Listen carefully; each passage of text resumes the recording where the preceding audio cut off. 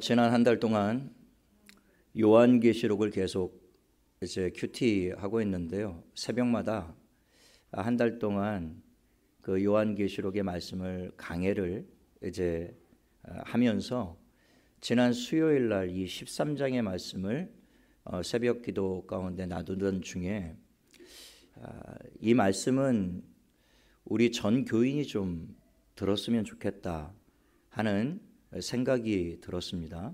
그래서 오늘 이 본문 말씀을 여러분과 나누기를 원하는데요.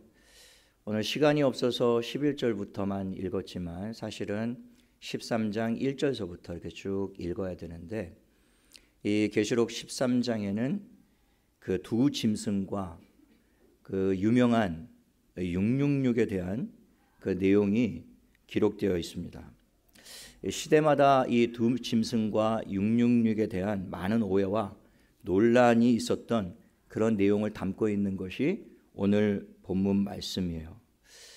그래서 웬만한 교회에서는 거의 이 본문을 다루지 않고 성도들도 이 말씀을 읽기를 꺼려하는 그런 내용을 오늘 본문이 담고 있습니다. 시대마다 많은 오해가 있었고, 특별히 666에 대한 여러 가지 오해 때문에 많은 교회와 성도들이 혼란을 겪어왔고, 또 지금도 많은 혼란을 교회들이 겪고 있습니다. 한때는 이 666 짐승의 표가 바코드라고 하던 때가 있었습니다. 굉장히 오래전 이야기죠. 저는 선명하게 생각이 나는데, 그때 이제 세대주의자들 종말론을 주창했던 그런 이단 사이비들이 이 바코드가 바로 666 짐승의 표다, 이것을 받으면 지옥에 들어갈 수밖에 없다.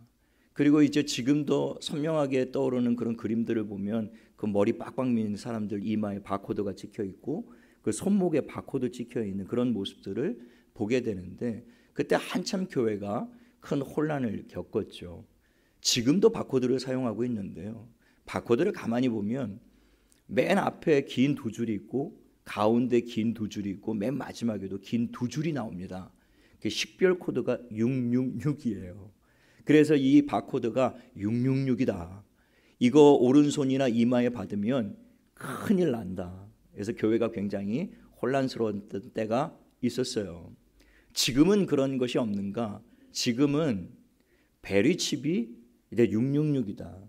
미국을 중심으로 해서 이 주장이 계속 확산되어지고 있습니다. 이 요한계시록을 준비하면서 책 몇 권을 사서 이제 참고로 해서 읽던 중에 요한계시록이 쉽다. 이게 뭐 일반 정상적인 기독교 백화점에서 샀으니까 그게 잘못됐으리라고 누가 생각을 하겠습니까? 한국계 미국인인 다니엘 조 목사님이 쓰신 책이라 처음에 읽어 나가는데 흥미진진하더라고요. 새로운 안목, 인사이트를 많이 주어서 야, 이거 참 신선한데? 그러다가 한 대목에 와서 딱 이 베리칩 얘기가 나오는 거예요. 이 베리칩이 바로 666이라는 것이죠. 그 베리쉴드라는 회사가 아주 초소형 칩을 만들어서 그 사람의 몸에 식립을 해서 이식을 해서 그것으로 매매를 하고 결제를 하고 모든 신분과 그 사람에 대한 개인 신상 정보가 그 안에 다 담겨 있도록, 그 정부는 그것으로 이제 장차 사람들을 통제하게 될 것이다. 그리고 실용화 단계에 있다. 이런 내용들이에요. 그 베리쉴드라고 하는 회사의 그 알파벳을 이제 육진법으로 계산해서 또 계산해 보면 666이 나와요. 그리고 컴퓨터라든지 마커 오브 비스트라든지 이런 영문을 육진법 숫자로 계산하면 전부 다 666이 나옵니다. 어떻게 그렇게 맞췄는지 참 신비하더라고요. 그러면서 그 베리칩이 666이니까 앞으로 이마나 손목에, 이 이마와 손목이 가장 신체 중에 체온이 낮은 곳이라고 하더군요. 거기에 이식을 해야만 그 정상 작동을 오류 없이 잘 한다는 거예요. 앞으로 그런 시대가 올 것이니 그 베리칩을 받는 자는 짐승의 표를 받는 것이고 666의 표를 받는 거예요. 지금 얼굴이 굉장히 심각하시죠? 그래서 그걸 내가 받아야 되냐 말아야 되냐. 근데 그런 때가 올 것인데 그거 받으면 큰일 난다. 그거 받으면 지옥 간다. 이런 이단 사상과 이런 주장들이 지금 미국을 중심으로 계속 확산되고 있는데요. 제 아는 가까운 목사님도 미국에서 지금 사역하시는데 물들었더라고요.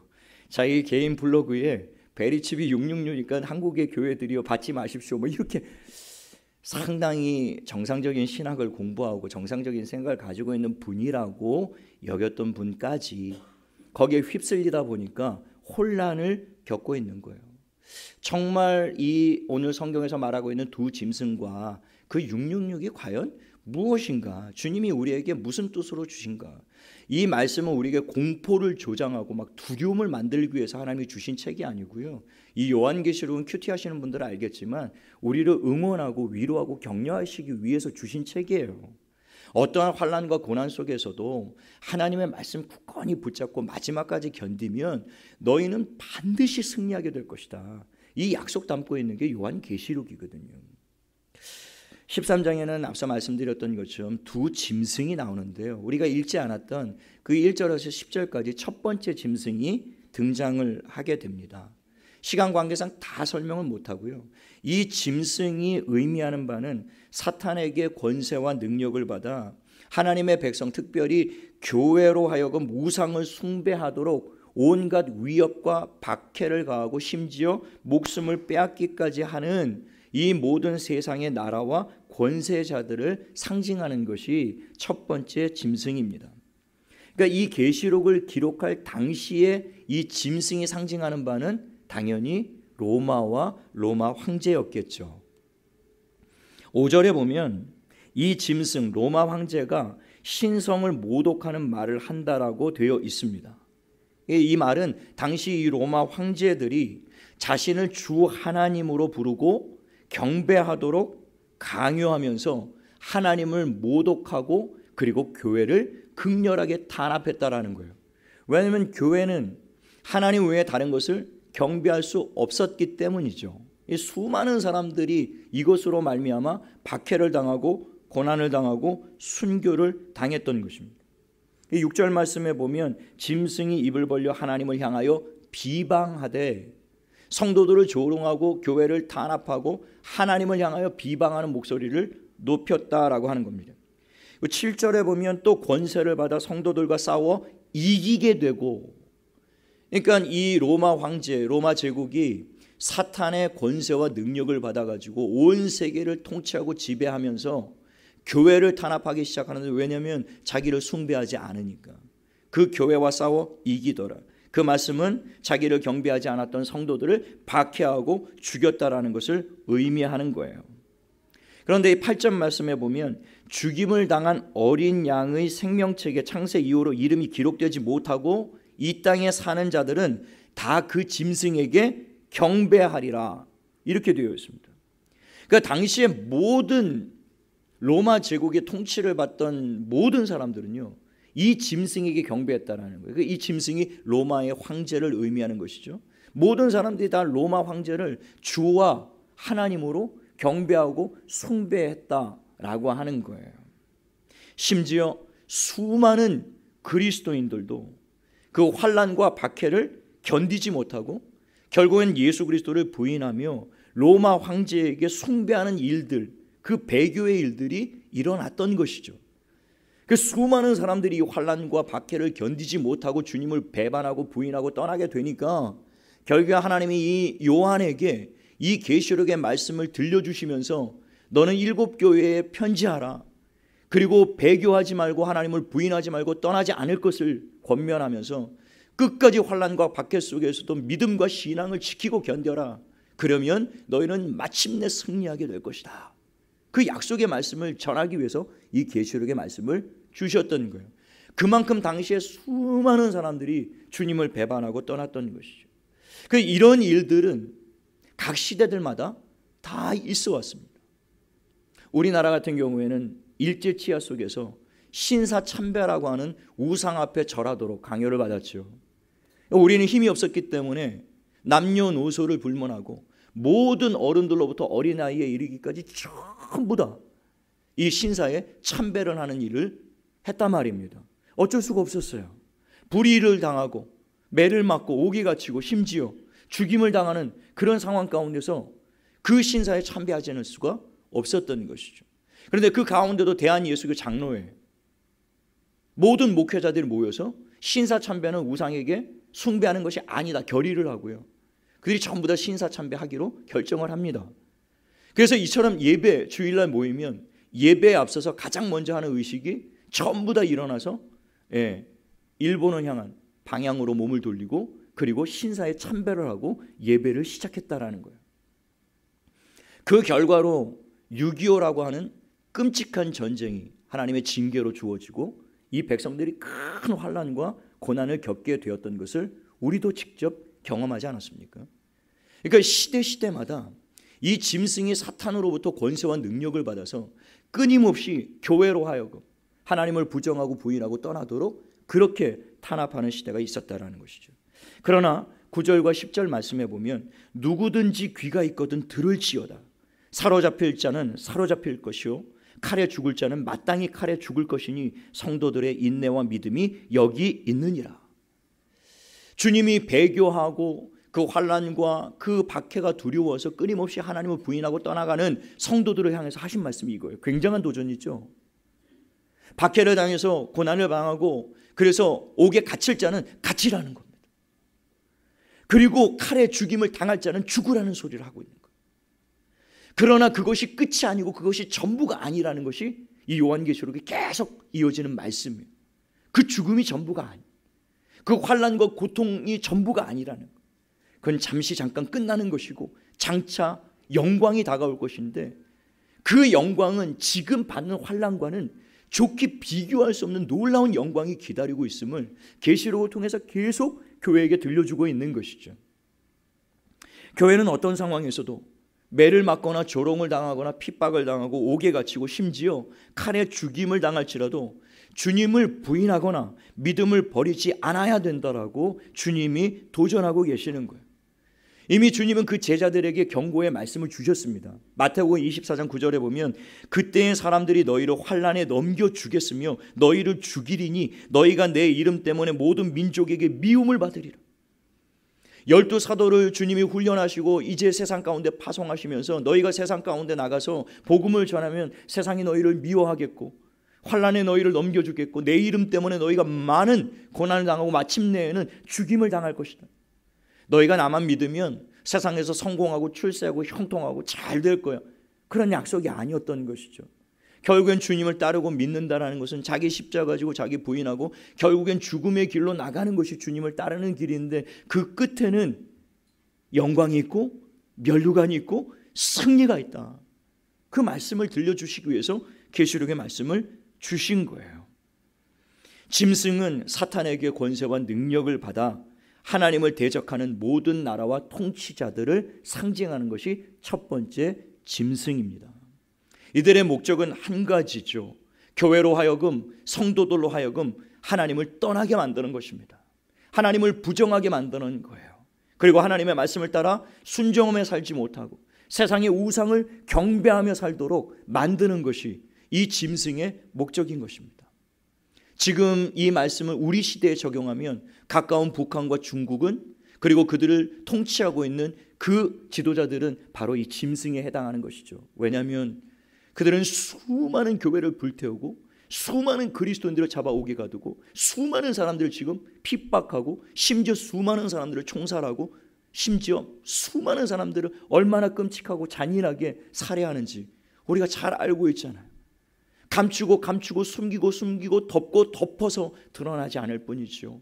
탈북자들의 증언을 통해서 사역자들의 증언을 통해서 얼마나 많은 대박해가 로마 시대와는 비견될 것도 아닌 그런 엄청나고 끔찍한 박해들이 지금 가까운 우리 조국 대한민국 건너편에서 일어나고 있단 말입니다. 수많은 선교사들을 박해하고 탄압하고 그리고 내보내고 있는 그런 현실을 우리가 보게 되잖아요. 그것이 바로 오늘 이 본문에서 1절에서 10절에서 말하고 있는 사탄이 권세와 능력을 주어서 교회를 탄압하고 있는 짐승이 바로 그 나라들과 권세자들이다 라고 하는 겁니다. 여러분, 우리 대한민국이 지금은 환난과 고난이 없어요. 그런데 언제까지나 우리가 이렇게 평안한 신앙생활 하리라는 보장이 사실은 없습니다. 왜냐하면 이 요한계시록의 말씀은 마지막 때로 갈수록 교회를 탄압하고 성도의 신앙을 무너뜨리기 위하여 사탄과 짐승은 극렬하게 일어날 것이라고 말씀하고 있기 때문에 그래요. 설마 우리에게 그런 일이 일어날까? 우리에게 그런 일이 일어날까 했던 일제 치하와 6.25 전쟁을 불과 100년 사이에 우리가 경험하지 않았습니까? 그러니까 우리가 정말 잘못된 신앙의 길로 간다면 우리도 언젠가는 다시 그런 끔찍한 일들이 벌어질 수 있음을 우리가 항상 깨어 있어야 됩니다. 그래서 항상 준비해야 돼요. 그래서 어느 순간이라도 내가 우상 앞에 무릎 꿇지 않고 머리 숙이지 않고 경배하지 않는, 오직 하나님만을 경외하고 하나님만을 신뢰하는 그런 삶을 살아야 되겠다라고 매일매일 깨어서 준비하는 저와 여러분 되시기를 예수님의 이름으로 축원합니다. 오늘 11절 이하에 보면 두 번째 짐승 나와요. 11절 보시면 내가 보매 또 다른 짐승이 땅에서 올라오니 어린 양같이 두 뿔이 있고 용처럼 말을 하더라. 그들의 두 번째 짐승의 겉모습은 마치 어린 양, 이 계시록의 어린 양은 예수 그리스도를 계속 상징하고 있거든요. 그러니까 그들의 겉모습은 누구를 닮았다고요? 예수 그리스도 어린 양을 닮고 있어요. 그런데 그들이 누구의 말을 한다고요? 용의 말. 12장 3절에 보면 그 용이 사탄, 마귀인 것을 알 수가 있어요. 그러니까 겉모습은 천사처럼 가장하고 겉모습은 예수 그리스도의 종처럼 하나, 그러나 그의 말은 사탄의 말을 한다라는 거예요. 사람들을 미혹한다라는 것이죠. 이들의 정체가 거짓 선지자들임을 계시록 19장과 20장에 가보면 알 수가 있어요.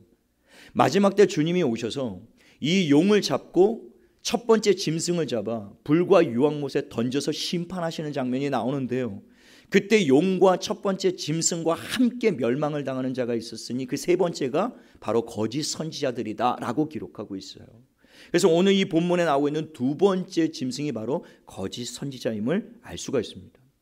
이것은 주님이 하신 말씀을 통해서도 우리가 알 수가 있어요. 마태복음 7장 15절에 보면 거짓 선지자들을 삼가라, 양의 옷을 입고 너희에게 나오나 속에는 노략질하는 일이라.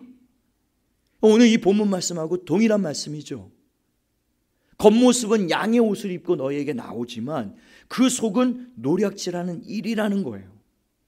겉으로 보면 하나님의 종인 것처럼 보이지만 이들은 실상 노략질하는, 영혼을 사냥하는 이리떼들이다 라고 하는 겁니다. 요한복음 8장 44절에 주님이 경고하시면서 그 마귀를 이렇게 규정합니다. 마귀를 살인자요 거짓말쟁이이며 거짓의 아비라 이렇게 말씀하고 있죠. 그러니까 거짓은, 이 마귀는 거짓의 아비요 거짓말쟁이요 그리고 살인자라는 거예요.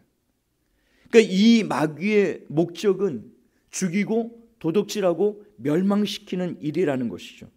온갖 거짓으로 사람들을 미혹하고 유혹해서 결국 살인, 그 영혼을 노략질하고 죽이는 것이 목적이라는 거예요. 그 방법이 무엇인가? 하나님을 부정하고 떠나게 만드는 것이에요. 그리고 이 세상의 것들을 숭배하게 만드는 것, 그게 사탄과 거짓 선지자들이 마지막 때로 갈수록 행하는 일이다 라고 하는 겁니다.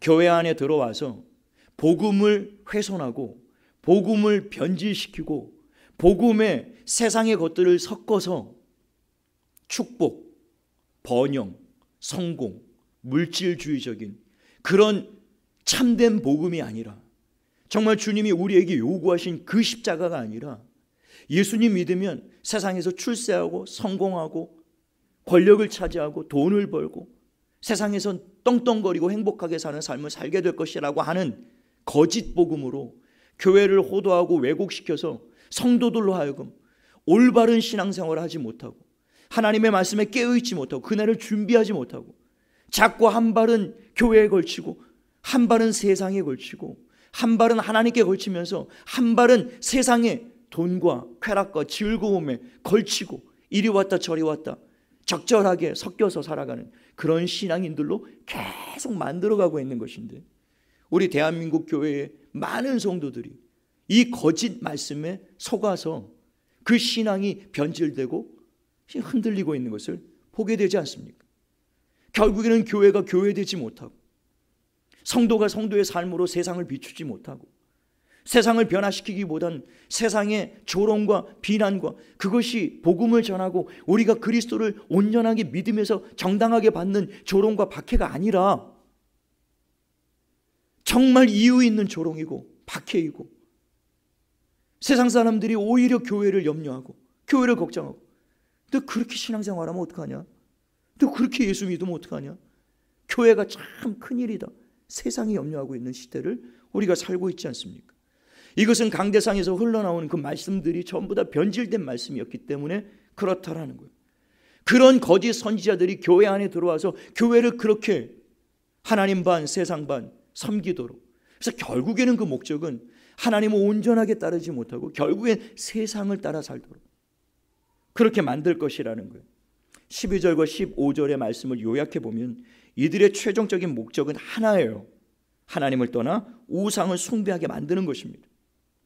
첫 번째 짐승과 방법만 다르고요, 목적은 똑같아요.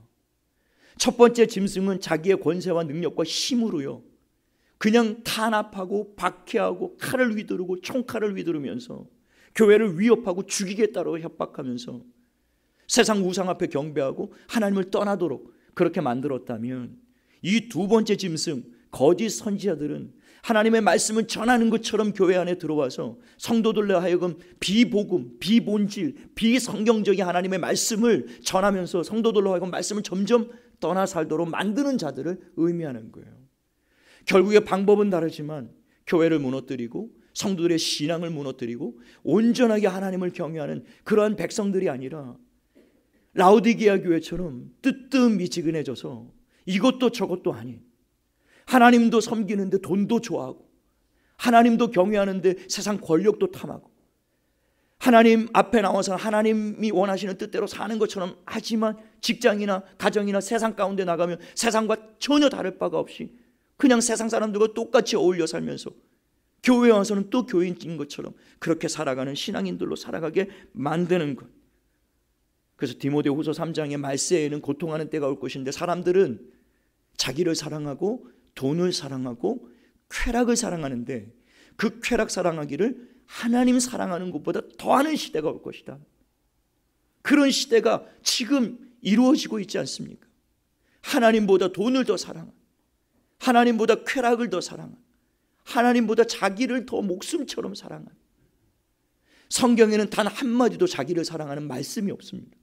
자기를 부인하라고 말씀합니다. 사도 바울은 나는 날마다 죽노라고 고백했습니다. 나는 그리스도와 함께 죽었고 이제는 내가 산 것 아니다. 내 안에 그리스도께서 사시는 것이다. 그게 그리스도인이에요. 그게 하나님을 따라 사는 자들입니다. 그런데 이들은 그것을 미혹해서 그렇게 살지 못하게 하는 것이죠. 13절과 15절에 보면 이 거짓 선지자들, 짐승들은요, 이적을 행하기까지 합니다. 하늘에서 불을 내리고요, 그리고 심지어 자기가 만든 우상들로 하여금 생기를 불어넣어 말하게 하는 그런 놀라운 기적들을 막 행해요. 이단 사이비들 안에 얼마나 놀라운 기적들과 막 희한한 일들이 많이 펼쳐지는지 여러분 아시잖아요. 그런 것들로 사람들을 현혹하고 미혹하고 그러면서 끊임없이 사람들로 하여금 진리에 서지 못하도록 만든다라는 것이죠. 결국엔 이 기적과 이적들을 통하여 이들의 목적은 한 가지입니다. 하나님을 떠나 우상을 숭배하게 만드는 거예요. 결국에 하나님을 떠나 살도록, 결국에 영원한 지옥으로 끌고 들어가는 것, 그게 그들의 목적입니다. 요한복음 10장 10절에 도둑이 오는 것은 도둑질하고 죽이고 멸망시키려는 것뿐이요 내가 온 것은 양으로 생명을 얻게 하고 더 풍성히 얻게 하려는 것이다. 주님이 말씀하신 이 도둑은 마귀예요. 사탄입니다. 그리고 사탄은 추종하는 이 세상의 짐승들이죠. 그들의 목적은 하나입니다. 도둑질하고 죽이고 결국에 우리의 영혼을 멸망시키는 거예요. 예수가 오신 목적은 우리에게 생명을 주시고 더 풍성하게 주시기 위하여 주님이 오셨는데, 그들이 주님으로부터 주어지는 그 생명을 우리로 하여금 버리고 포기하게 만드는 겁니다. 주님의 생명이 아니라 이 세상에 눈에 보기에 좋은 것들, 이 세상에 달콤한 것들, 이 세상에 좋아 보이는 것들, 그런 것들로 끊임없이 우리를 미혹하고 현혹하는 것이죠. 그것들을 따라 살게 하는 겁니다. 이 낚시를 가면 물고기가 좋아하는 떡밥을 마구 던지죠, 바다에. 뭐 이게 웬 떡이냐 그러고 막 물고기 떼들이 몰려들죠. 그게 자기를 위해서 주는 양식인 것처럼 덤벼들지만 그러나 거기에는 무시무시한 갈고리가 도사리고 있지 않습니까? 결국 잠시 후에는 죽을 그런 위기를 그들이 알지 못하고 그 눈앞에 보이는 떡밥에 그 눈이 멀어서 막 몰려드는, 그런데 그런 현상들이 교회 안에 일어나고 있고 성도들의 삶 가운데 일어나고 있다는 것이죠. 마귀가 예수님을 시험할 때도 천하 만국의 영광을 보여주면서 내게 경배하라, 그러면 내가 이 모든 천하 만국의 영광을 너에게 주겠다. 지금도 마귀는 끊임없이 사람들의 영혼을 사냥하고 도적질하기 위해서 이 천하 만국의 영광을 막 보여주는 거예요. 우리 앞에 하나님이 아닌 내게 경배하라, 하나님의 뜻대로 살지 말라, 나도 너가 원하는 것을 얼마든지 줄 수 있다. 네가 원하는 돈, 네가 원하는 쾌락, 네가 원하는 즐거움, 네가 원하는 명예, 네가 원하는 권력, 나에게도 권세와 능력이 있다. 얼마든지 내가 네가 원하는 것 마음껏 줄 수 있다. 하나님은 인색하신 분이다. 하나님만 바라면 하나님은 주시지 않는다. 그러나 나는 너희에게 후하게 주겠다.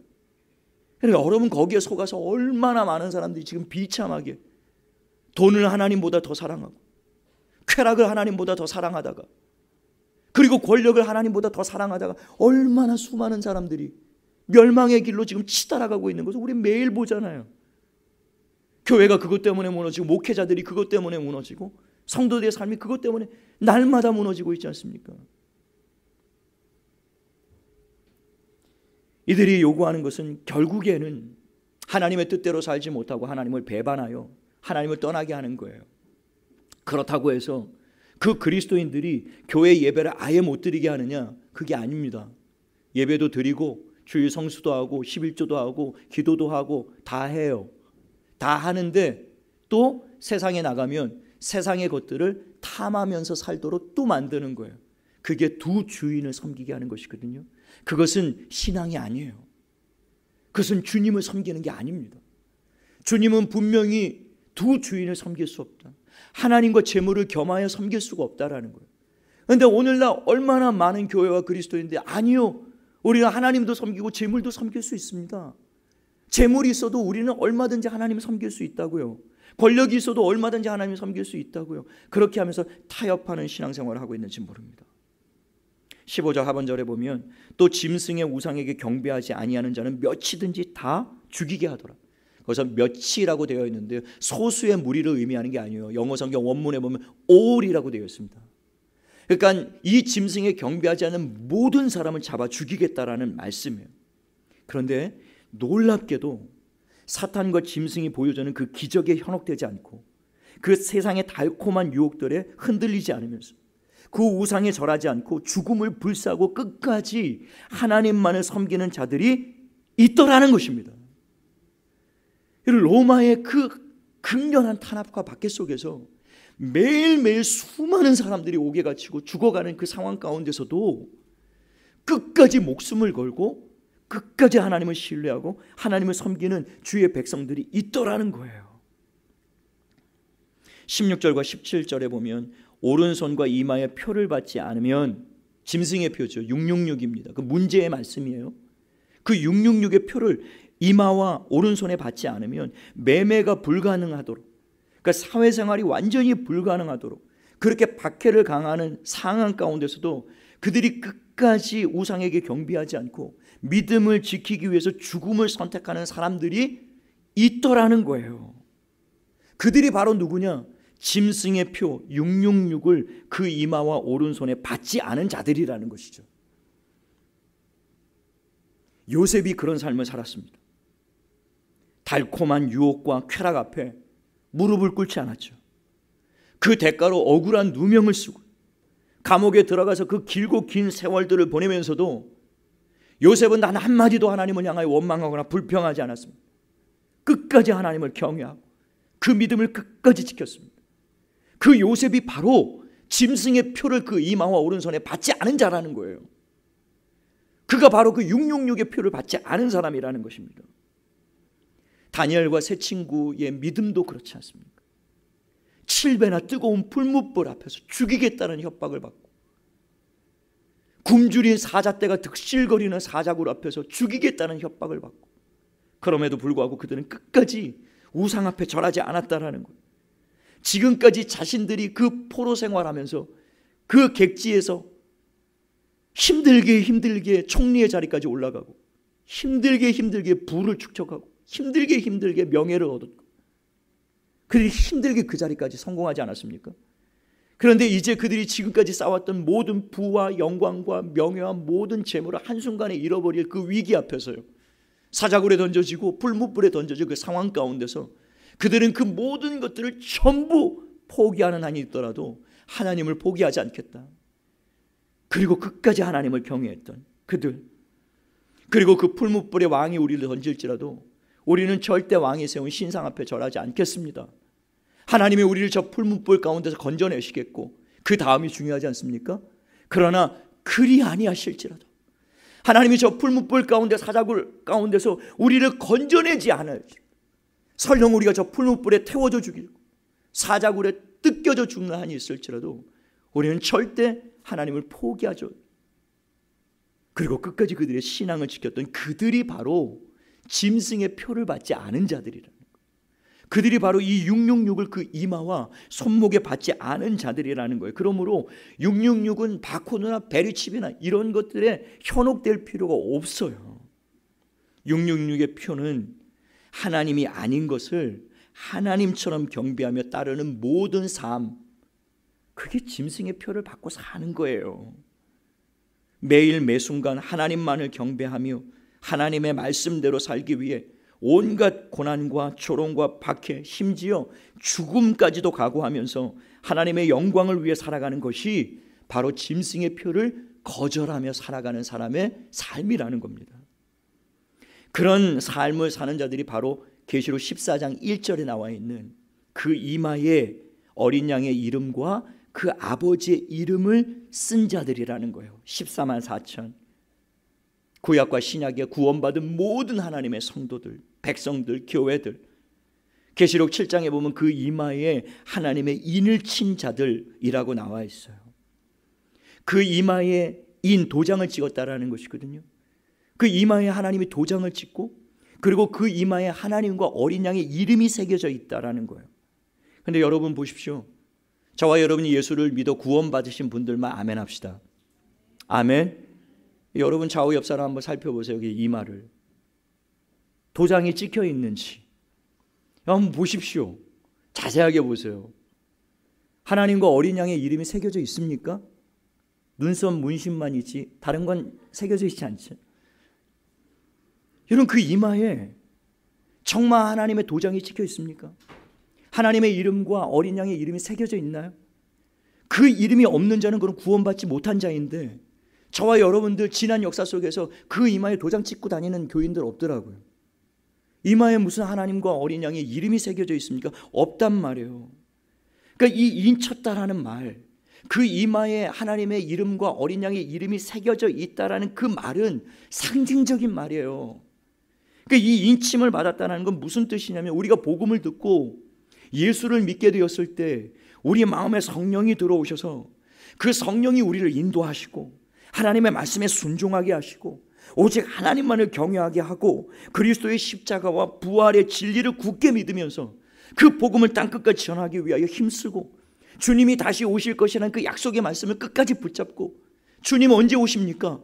그리고 주님 앞에 서는 날 부끄럽지 않은 삶을 살기 위해서 몸부림치는 거예요.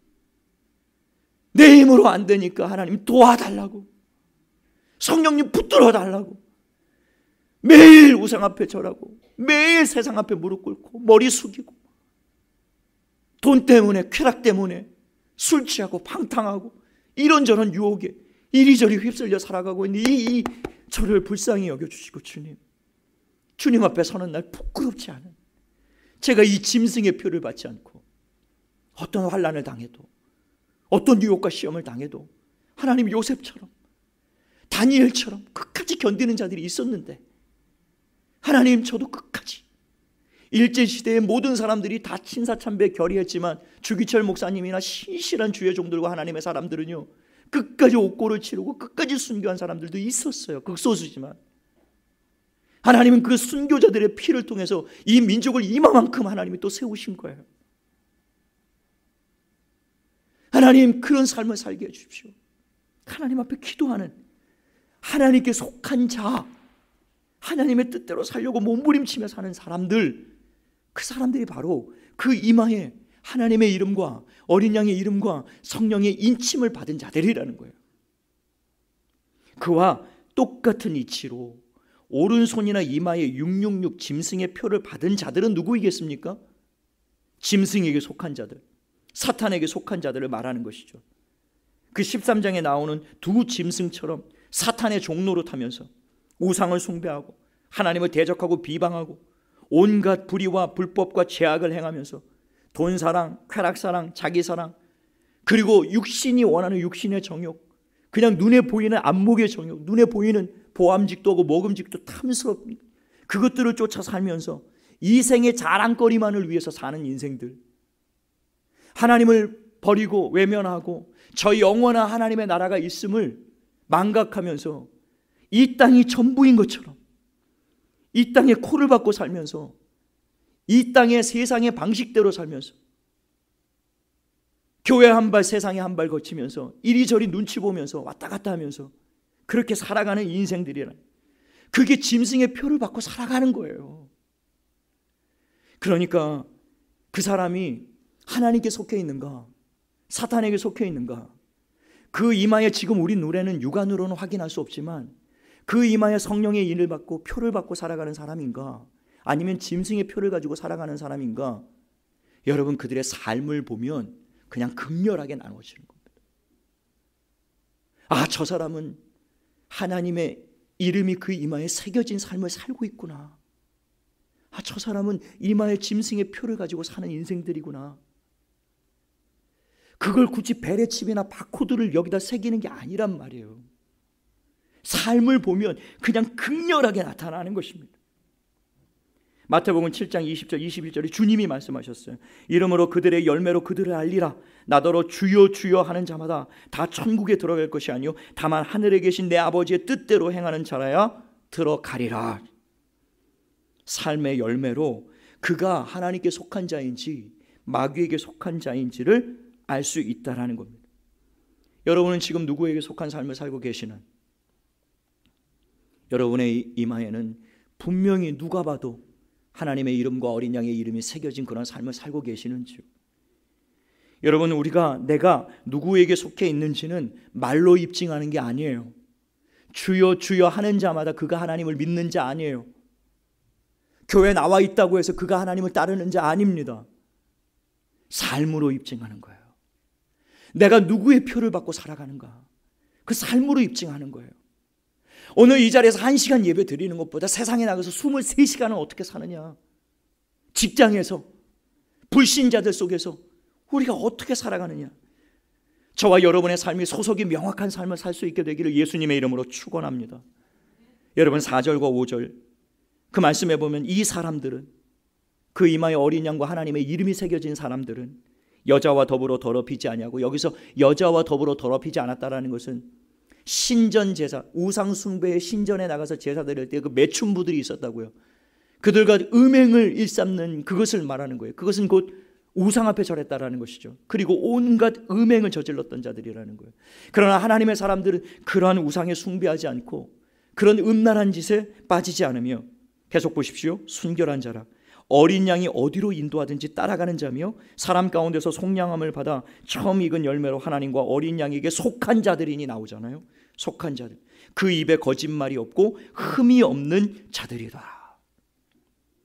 하나님과 어린 양에게 속한 자들, 그 이마에 그 인을 가지고 살아가는 자들은요, 순결하고 순종하고 정직하고 흠없는 삶을 살아내는 자들, 이들이 바로 그 이마에 하나님의 표를 가지고 살아가는 사람들이라는 거예요.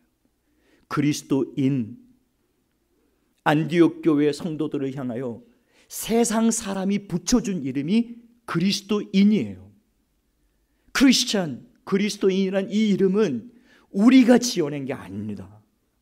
세상 사람들이 안디옥 교회 성도들을 보고 저 사람들은 그리스도인이구나, 크리스찬, 크라이스트에다 라틴어 IAN, 무엇에 속한 사람이라는 전미사를 붙여서 크리스찬이 나온 거예요. 그러니까 그리스도인이라는 이름의 원뜻은 그리스도에게 속한 사람, 그리스도를 경외하는 사람, 그리스도를 따라가는 사람. 오늘 그 말씀에 어린 양이 인도하시는 곳은 어디든지 따라가는, 아골골짝 빈들에도 거기에 고난이 있고 박해가 있고 핍박이 있고 죽음이 기다리고 있을지라도 주님을 끝까지 따라가는 사람, 그 사람이 그리스도인이라는 거예요. 그리스도에게 속한 사람이라는 것이죠.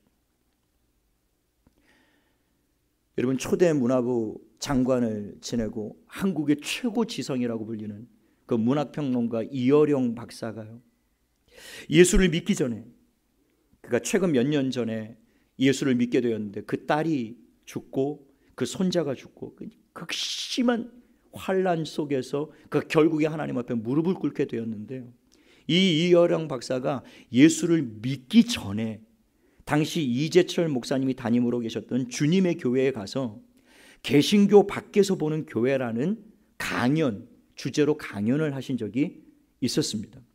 그 강연에서 자기가 왜 예수를 믿지 못하는지, 그리고 교회를 다닐 수 없는 이유에 대해서 결론 부분에서 이렇게 이야기를 했습니다. 제가 토시 하나 빠지지 않고 그대로 읽어드리겠습니다. 도마가 예수 부활의 증거로 요구한 것이 바로 고난의 흔적이었고, 예수님이 부활의 증거로 도마에게 보여주셨던 것 또한 고난과 아픔의 상처였습니다. 교회가 세상에 보여주어야 할 증거가 바로 이것입니다. 진리 때문에 고난당한 흔적, 시대의 아픔에 동참한 상처 자국, 세상을 살리기 위해 스스로 감수한 희생의 흔적. 그러나 오늘날 교회는 이러한 흔적과 자국을 보여주지 못하고 있습니다. 교회가 이 세상을 향하여 보여주는 것이라고는 집단화된 이기심, 거대한 야망, 그리고 세속화된 성공주의와 출세주의뿐입니다. 이것은 예수 그리스도가 보여주셨던 증거가 결단코 아닙니다. 누구든지 나에게 예수 그리스도가 인류를 위해 당하셨던 고난의 상처와 아픔의 흔적을 보여줄 수 있는 교회를 소개해 주십시오. 그러면 나는 그 교회의 교인이 되겠습니다. 저는 더 이상 이 땅의 교회와 그리스도인들 속에서 자기 십자가를 지고 그리스도를 따르라고 하는 그 명령에 순종하여 살아가는 교회와 그리스도인들을 볼 수 없기에 나는 여전히 교회를 멀리하고 떠나 있는 것입니다라고 결론해요. 결국 하나님이 택한 자였기 때문에 환난과 여러 가지 고난을 통해서 결국에는 하나님 앞에 무릎을 꿇고 굴복하고 돌아왔지만요, 여러분, 어쩌면 이 이영 박사가 불신자 시절에 보았던 교회의 모습이 오늘날 세상에서 우리 교회를 바라보고 있는 그 말씀이 아닐까. 너무나 뼈있고 가슴 아픈 말이지만 우리가 분명히 새겨들어야 될 일갈이 아닌가 생각이 들어요. 결론적으로 오늘 우리 교회가, 그리고 저와 여러분이 정말 그리스도에게 속한 삶을 내가 살고 있는가? 나의 신앙생활은 정말 성경적인가? 하나님의 말씀대로 살고 있는가? 내 안에서 역사하고 계시는 그 성령 하나님의 인도하심을 지금 내가 따라 살고 있는가? 직분만 이렇게 받고 형식적으로 사대교회처럼 살아있다는 이름만 가지고 죽어있는 자는 아닌가? 차갑든지 뜨겁든지 하라고 주님 말씀하시는데 뜨뜻미시근한 신앙으로 변질되어 있진 않은가? 하나님을 사랑하면서 돈 사랑하고 쾌락 사랑하고 세상 가운데 적당히 타협하고 살아가는 것 아닌가? 적당히 믿자, 적당히. 주님이 오시는 날 정말 그분 앞에 부끄러울 것이 없는 한 해의 마지막 때를 우리가 맞이하면서 주님이 오실 때가 점점 가까이 오고 있음을 교회가 깨어서 알고 그날에 주님 앞에 서는 날 정말 부끄럽지 않은 그런 삶을 살기로 결단하고 날마다 순결하고 날마다 순종하고 거짓 없고 흠 없는 그런 삶을 살기 위해서 매일매일 저와 여러분이 결단하며 사셔야 됩니다. 마지막 때로 갈수록 사탄과 짐승들은 극렬한 탄압과 박해와 수많은 유혹들과 미혹들의 말씀으로 교회를 무너뜨리고 성도의 신앙을 무너뜨리려 할 것입니다. 그리고 계시록의 말씀은 점점 더 그날이 다가오고 있다라고 말씀하고 경고하고 계세요. 그러므로 저와 여러분이 늘 기도하고요, 그리고 하나님의 말씀을 굳건히 붙잡고요, 남들이 어떤 삶을 살든지 돌아보지 않고 오직 하나님만을 경배하고 하나님을 경외하고 세상 가운데 세상 앞에 흔들리거나 무릎을 꿇지 않은 그런 신실한 하나님의 백성으로 살게 되기를 원합니다. 주여, 날마다 주님에게 속한 삶을 살게 해 주옵소서. 이것이 저와 여러분의 기도가 되었으면 좋겠어요. 날마다 주님을 닮게 하옵소서. 입술이 아닌 삶으로 내가 하나님께 속한 사람인 것을 세상에 드러내게 하옵소서. 나의 삶을 통해 많은 사람들이 주를 보게 하시고 나의 삶을 통해 많은 사람들이 주께 돌아올 수 있도록 나의 삶을 붙들어 달라고 이 시간 말씀을 기억하시면서 찬양하고 우리 마음을 같이 해서 뜨겁게 기도하는 저와 여러분 되시기를 바랍니다.